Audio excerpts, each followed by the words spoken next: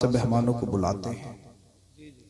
और ये मेरे नौजवान भाई या बुजुर्ग यहाँ जो जलसे में आए हैं, ये कुछ सीखने के लिए आए हैं। और अगर सीखने नहीं मिले,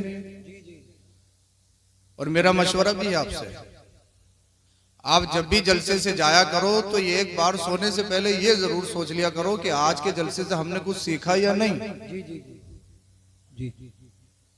बुजुर्गों ने इरशाद फरमाया, जलसा वो है जिस जलसे से इनकलाब पैदा हो या कोई तहरीक जन्म ले, वो जलसा है, वो जलसा है।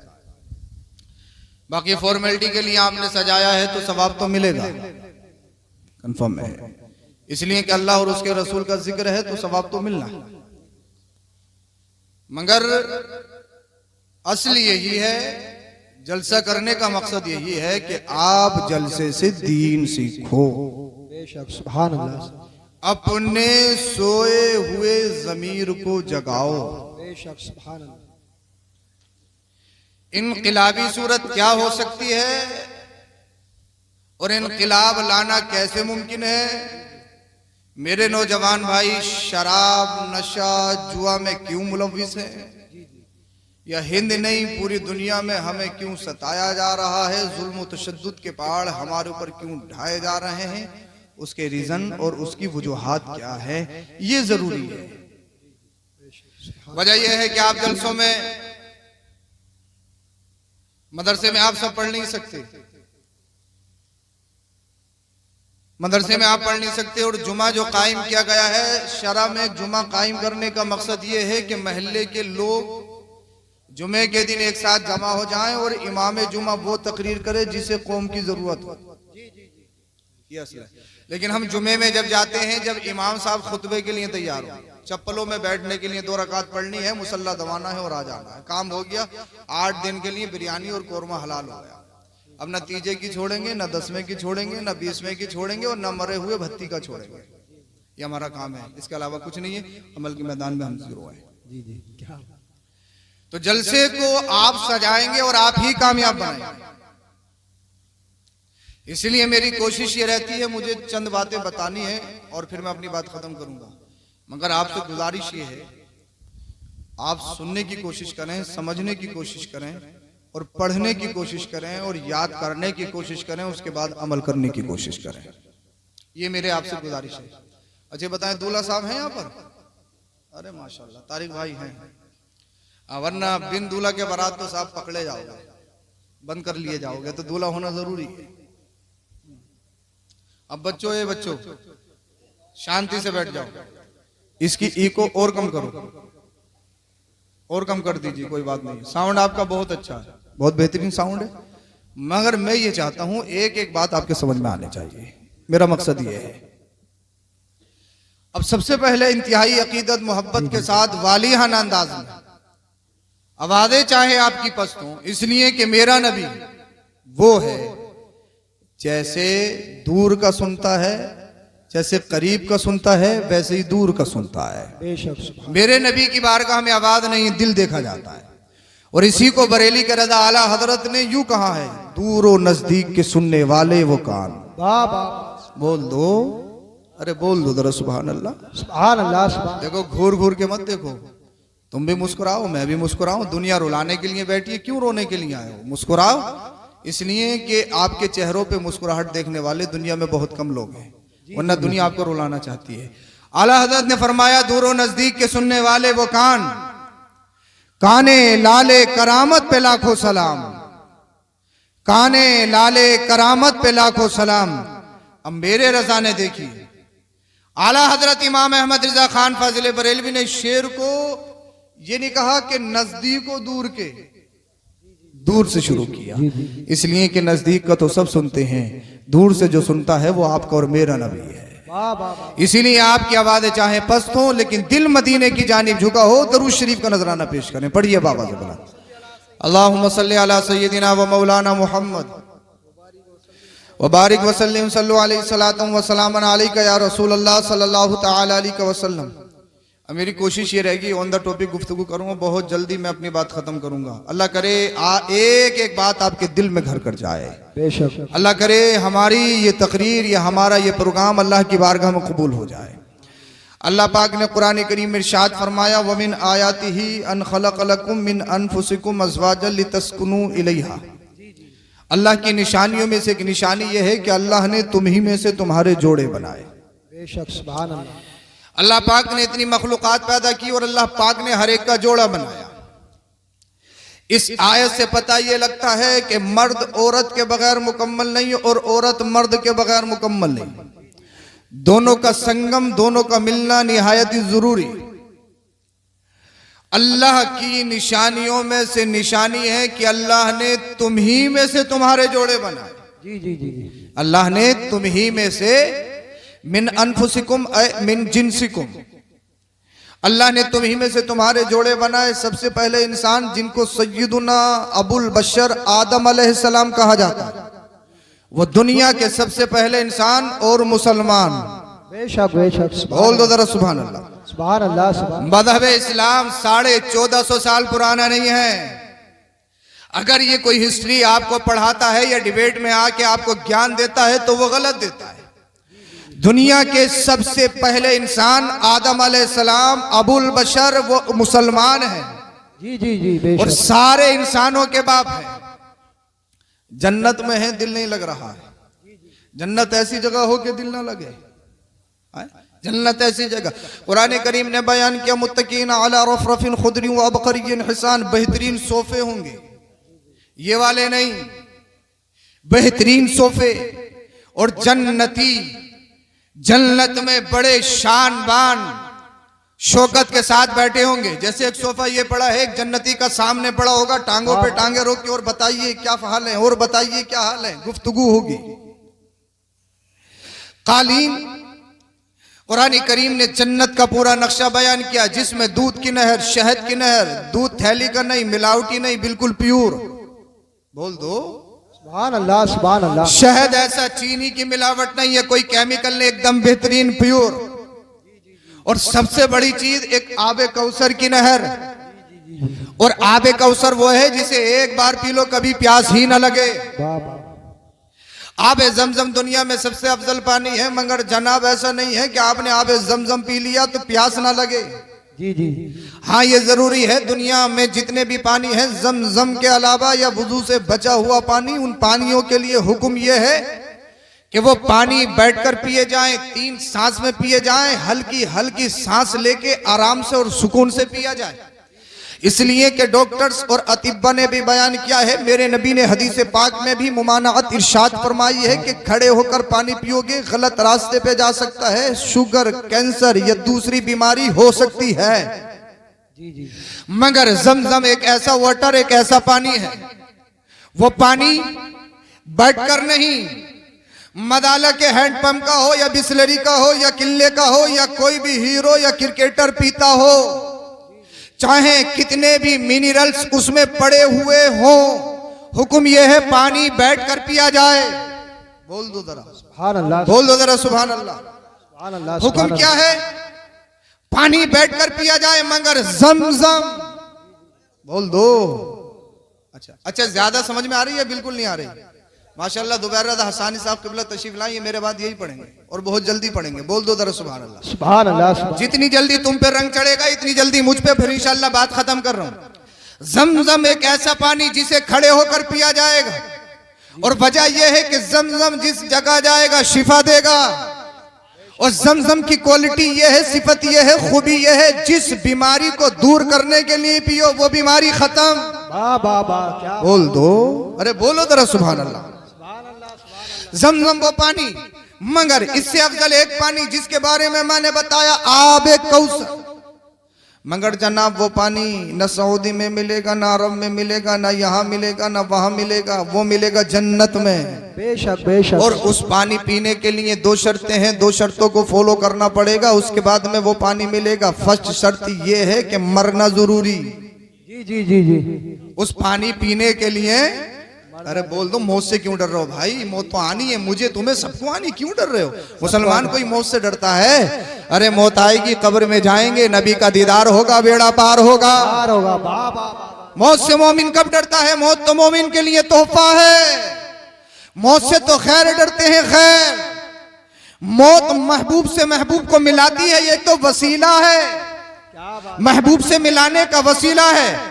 अब आबे कौसर पीने के लिए दो शर्तें हैं, दो कंडीशन है। पहली कंडीशन ये है कि मरना जरूरी, और मरने से भी काम नहीं चलेगा, मरने के बाद जन्नत में जाना जरूरी। अब अगर आबे कौसर से लुत्फ अंदोज होना है तो इन दो चीजों को पूरा करना होगा। पहली बात मरना, खुद नहीं मरना, अल्लाह की तरफ से जब मौत आए तब मरना।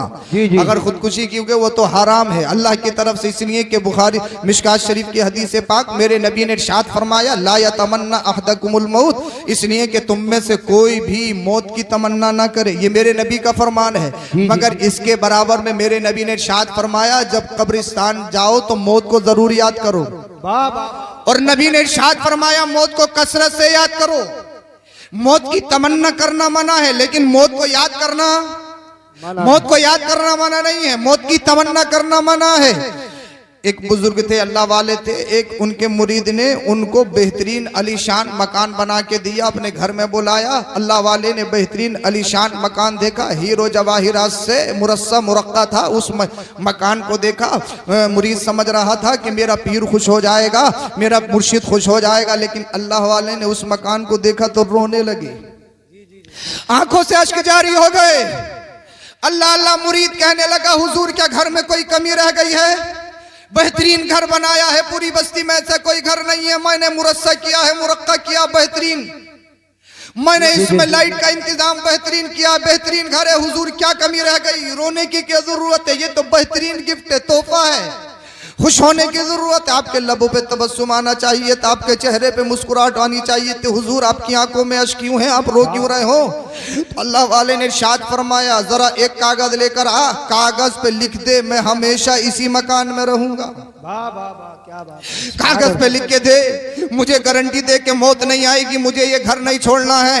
अल्लाह अल्लाह मुरीद ने जब अकीदतमंद ने इतना सुना रोने लगा, हुजूर मैं कैसे गारंटी दे सकता हूँ, इसलिए कि दुनिया में बहुत आए हैं, सब चले गए, मैं हूँ, आप हो, सबको जाना है। तो अल्लाह वाले ने इरशाद फरमाया अगर खुश होना है तो इस मकान पे नहीं, टाइल्स लगा लिया तो खुश नहीं, अगर अपने मकान को सजा लिया तो खुश नहीं, अगर पत्थर लगा लिया तो खुश नहीं। अल्लाह वाले ने एक पैगाम दिया, मुझे खुशी तब होगी अगर अल्लाह की तरफ से बशारत मिल जाए अल्लाह ने मेरी कब्र को जन्नत की क्यारी बना दिया है, खुशी होगी।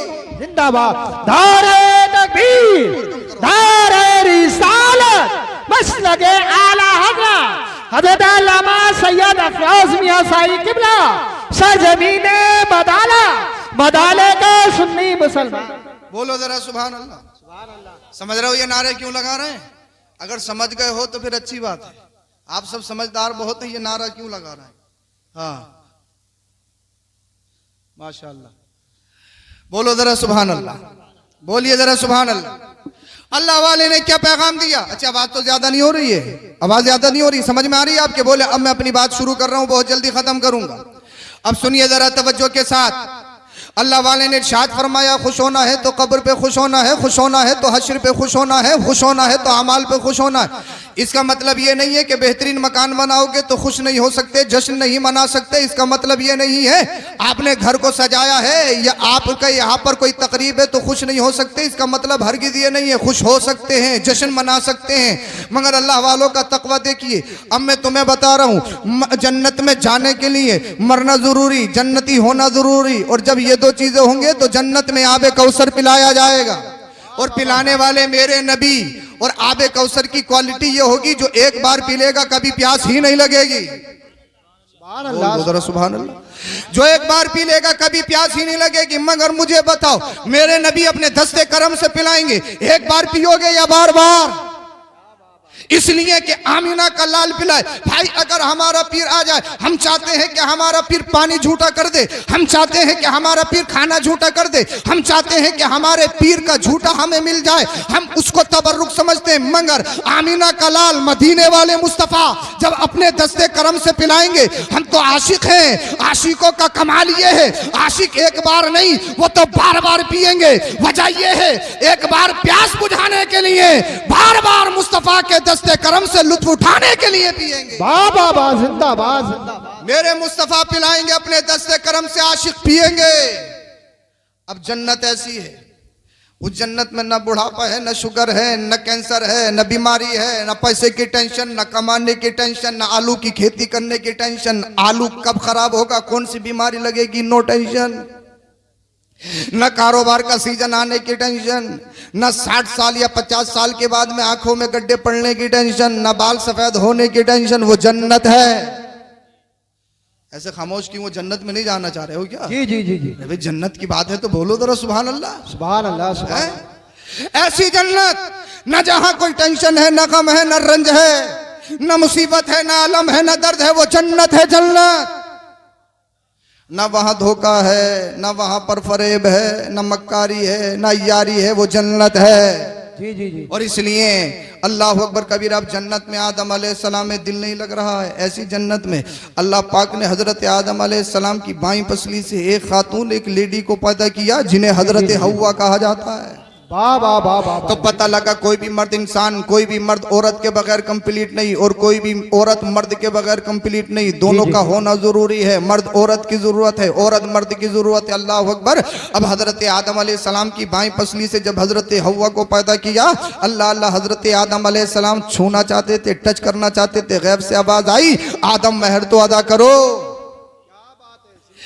आलम तसव्वुर मर्ज करते हैं, या अल्लाह कोई करेंसी नहीं, ना पैसा है, ना रुपया है, ना पौंड है, ना डॉलर है, ना दिनार है, ना दिरहम है, जी जी जी, न रियाल है, न इजिप्शियन पौंड है।